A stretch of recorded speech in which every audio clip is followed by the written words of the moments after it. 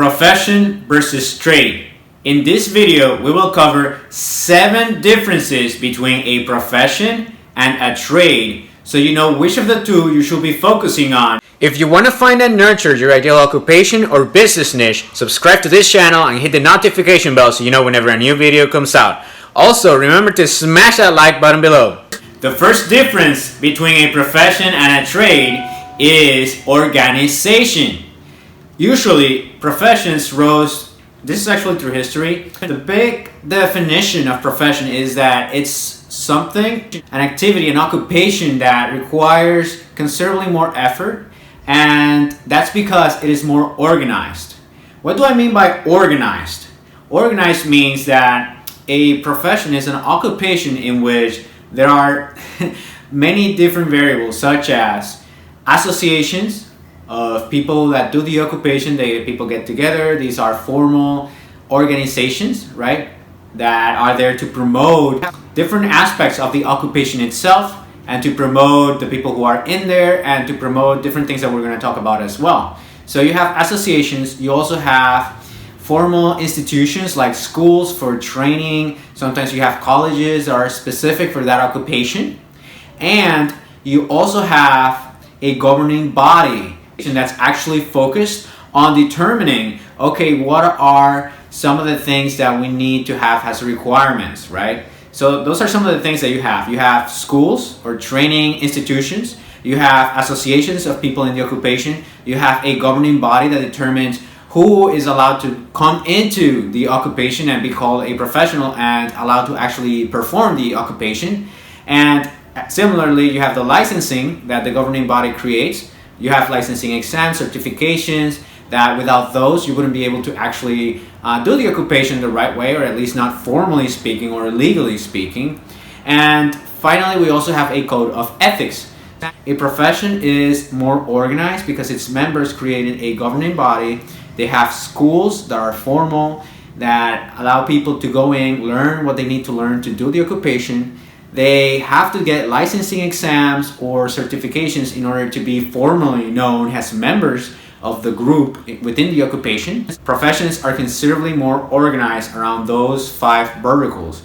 And this is something that made it so that over time, or historically speaking, professions became a little bit more garnered in high regard. So as you can imagine, beyond having all of this organization in order to be a member of the occupation, this means that the cost of actually doing that occupation rose. Why? Because if you are forced to actually take a licensing exam that you can only take after learning the skill set at a formal school, then that's going to cost you something in terms of tuition, and that is actually something that can be a lot of money. If you go into some of the traditional professions like medicine or law, we're talking about going to, for example, for college, for both of them. That's 4 years of college. That can rack up a lot. Like, it can be tens of thousands or hundreds of thousands of dollars depending on the college that you go to. And then you actually have to go in and do a Juris Doctor for law, or an MD in the case of medical doctors. And this is a big commitment because for lawyers, beyond the 4 years of college that you are paying tuition, that also means that you have to put in another 3 years for the Juris Doctor if you're doing it full time, and those are not inexpensive. Those are very expensive. You can rack up easily hundreds of thousands of dollars in debts. And in medicine, it's even more than that because you are in med school for about 4 years, and then you have to do internships and all that stuff. Although you do get paid, I believe, in the when you are a resident or an intern. And more than that, that's that's very costly. Versus, let's say you go in and you train for 2 years to do a different trade, or you train for a few months to gain an actual skill that you can use. Maybe you become an electrician or a plumber, and you start using that to make money, right? Which is very different in terms of like cost of entry of the occupation, right? So on the same vein, the third difference between profession and trade, remember that we mentioned organization. Professions are more organized. We mentioned cost. It's more costly to get into a profession than an actual trade. The third one is time. It usually takes more time to get into a profession, especially some of the more competitive ones, than it does into getting into a normal trade. Like I mentioned before, with the same examples of law and medicine, right? Like In medicine, it could be anything between 11 to 15, maybe more years of just training before you are actually like an autonomous doctor or surgeon or anesthetist or whatever it is that you studied, right? Or a psychiatrist or a family doctor. So that is a big investment of time and like of money, like we mentioned before, that you have to do in order to actually do that occupation. So you better be very sure that that is what you want to do before you actually go on that. Now, if you're watching this and maybe that's not the case for you, maybe you already studied what you had to study, then this may not be the best, how do we call it, definition for you, but at the end of the day, this is kind of like just to put the differences in stark contrast.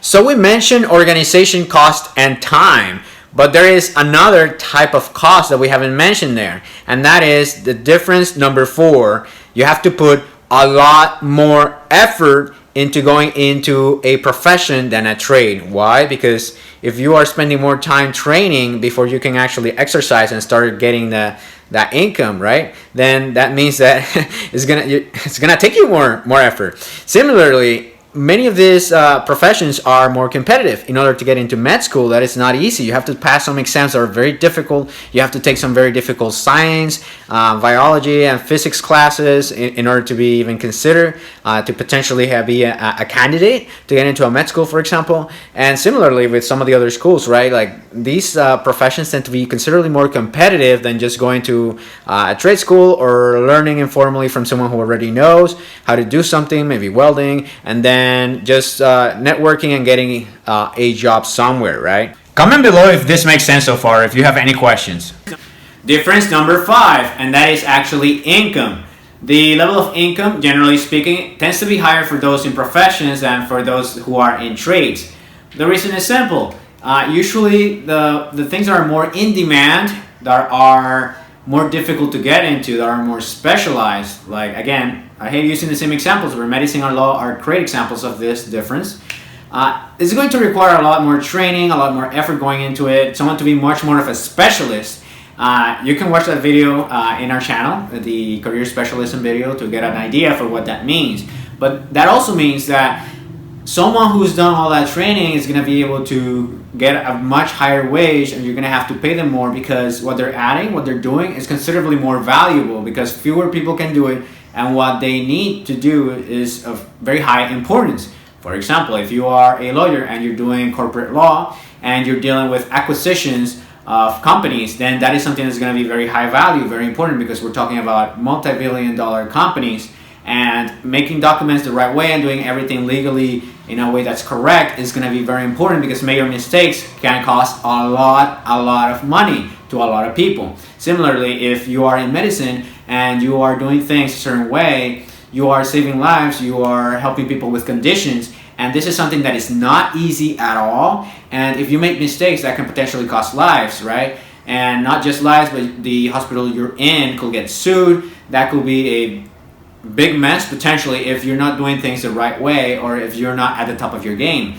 So since you're doing things that are so valuable, that's why these professions actually, or these initial trades, got to the point historically where they were so important that people needed to keep a very high standard and keep improving as technology and knowledge improved.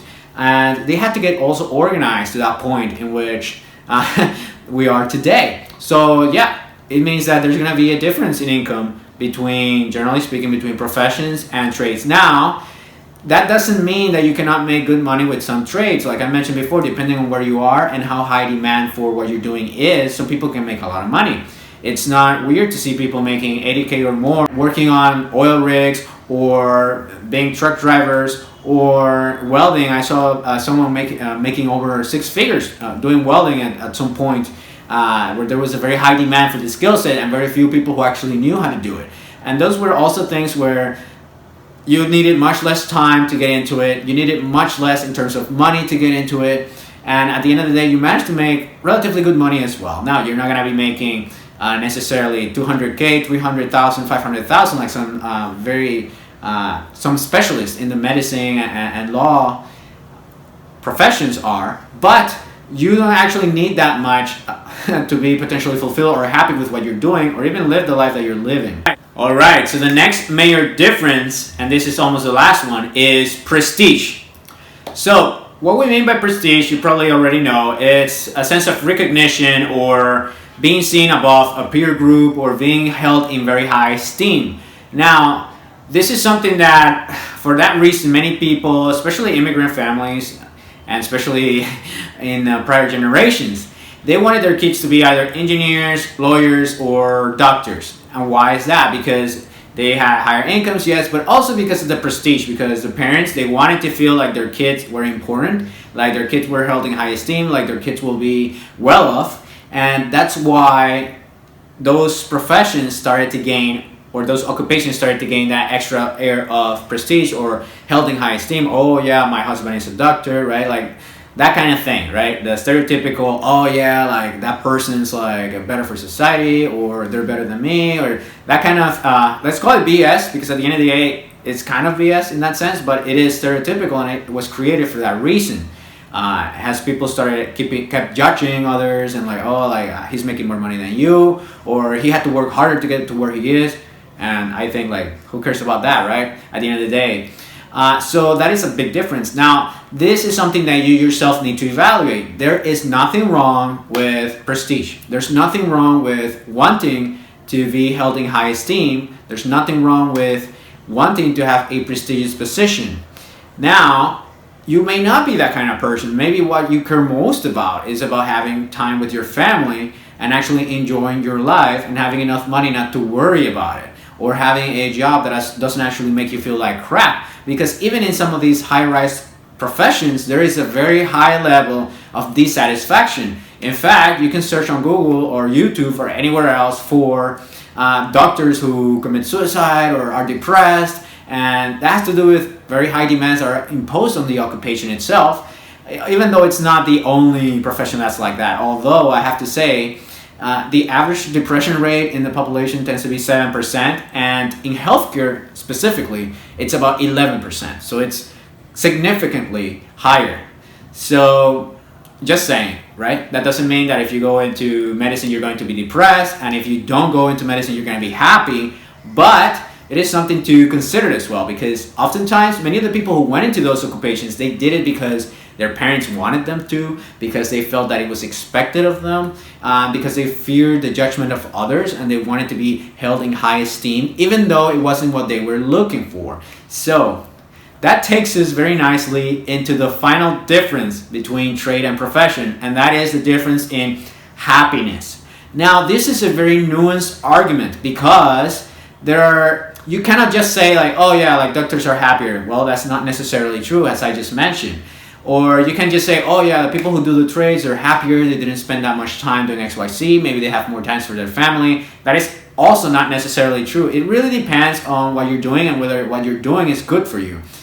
In the sense of you actually enjoy the day-to-day activities that you're doing, and it supports the lifestyle that you want to lead and that you feel comfortable with over time. Now, another important thing to put into this argument is that there is a monetary amount that some studies have suggested that is very good for keeping a good level of happiness, and beyond which the increments don't seem to make a big difference with regards to your happiness. And I believe the amount was around $70,000 to $80,000 per year. Now, don't get scared. Obviously, in society, most people do not make anywhere close to that, generally speaking, even in the entire world. But if you get closer to that, if you get something that you like, but that can actually give you a good amount of money to make you feel good about it, then that's going to be the best part, the best thing that you can do to ensure that you're going to be happier. But at the end of the day, between the money and the income, it's better if you just go, between the money and the happiness, it's better if you just go for the happiness, provided that prestige and being like the high income and that stuff is not something that's particularly very important for you. And when I say for you, I don't mean like all the voices in your head of the people who will judge you, or you caring about that person from high school or college or whatever, who you have to impress, but they don't even give an S about you, right? That's not what I mean. I mean like you genuinely believe and feel like you need to be that kind of person because that's high in your core values, right? And we've spoken about this in other videos. All right, so which one's better? That's not a question that I can answer for you without knowing you. But based on what we've said so far, you can look into it and say, okay, so actually money is important, but it's not like the only thing. I don't want to last 11 years studying to go into medicine, or even if I'm changing careers, right? Or going to law or some other profession, that's going to require a lot of time, a lot of money, a lot of effort. Maybe I'm okay making about the same in a trade that is more intriguing or more interesting to me. Or maybe you are the kind of person who wants to start your own business and you want to do it on the side, so that you don't take like the full risk right on, right? That's something else that you can do. And you can go into our playlist section and go into the entrepreneurs and business part of it, or see some of the other videos that we've made that could help you with regards to that. So if you like this video, remember to smash that like button below. Remember to hit the subscription button, subscribe to the channel, and hit the notification bell so you know whenever a new video comes out. We actually produce videos daily, so I should start saying that instead. Bye bye.